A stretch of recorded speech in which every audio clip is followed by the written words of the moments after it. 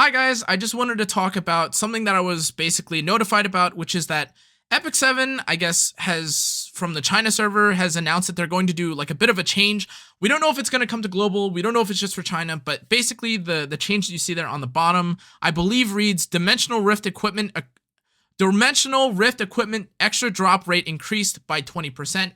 So in other words, that means that across like every 4 or so clears, you should get an additional piece, or across the 20 run, just in general, you should be getting more gear. Now, obviously, a 20% increased drop rate to gear is already pretty significant, or I guess you say is already pretty significant, because in general, Rift is already very valuable if you are someone that doesn't need specific gear. So as I mentioned, or if you haven't seen the tons of Rift videos that are already out there, assuming that you're able to clear Rift in at least 2 clears, even more so if you're at 1 clear, Rift is just better, especially if you don't need Mystic Pulls, if you don't need Covenant banners, or like Covenant bookmarks and stuff like that.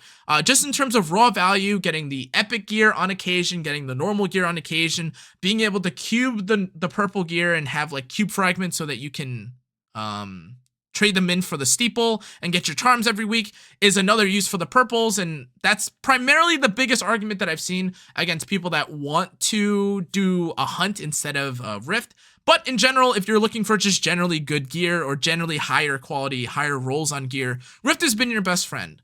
And now, obviously, like as I mentioned before, this increase to the drop rate is probably going to tip it over.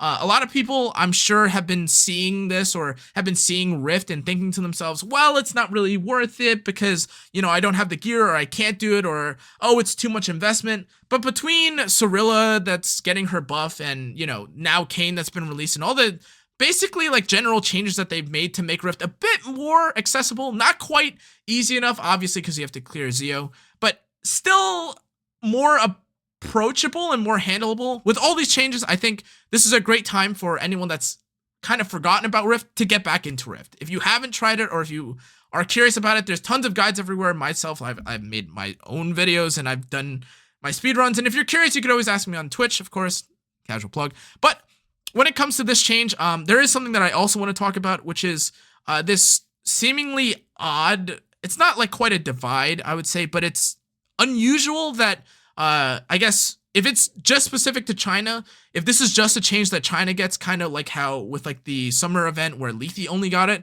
it feels a bit odd because I understand that Smilegate Korea or Smilegate China, or like the China division or the China server and the West should be different, or like, you know, there might be some changes where like Lethe gets nerfed because they learned their lesson and then like it's a later event. Like I can kind of understand that.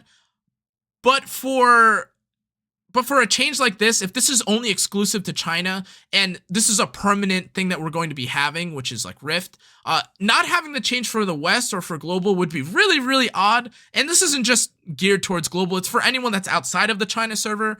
If we're underrating, or if we're operating under the assumption that this Rift increase is for all players, this is great. And again, at the end of the day, there's like, that's just close and shut. It's a great change. If you haven't done Rift, you should definitely consider doing it, as I mentioned before. But if it is specifically for China, which again might be a little weird, I just surely hope that's not the case. I think so much division between the game, or between the different servers, like China having limited art and like they get like the World Championship all to themselves. I get all that is more like censorship related, but if we're also getting differences in like the actual content, like what's being released and stuff like that, or the way that certain content in the game also works, I'm not really a fan of it, even if it harms or hinders either side. Like even if it's beneficial to us or like not beneficial to them, I think that in general, like EpicSeven, like barring some, you know, censorship laws or something like that, should be pretty playable in like the same exact stage or the same exact state. It feels a little weird if I can only recommend like a certain version of EpicSeven, or if players can only recommend a certain version of a game.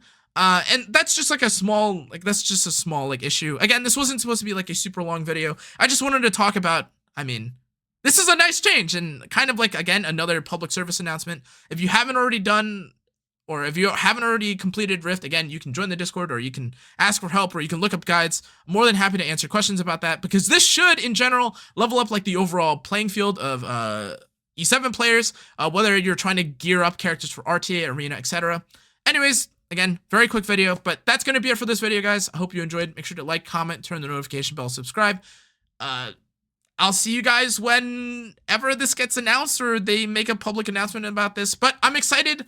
I hope they continue to do stuff like this because, again, some PvE content, they're not going to lose money if they enhance like the drop rate or something of it by a little bit. And so long as it's generally a positive change, I'm for it. Great. See you guys next time.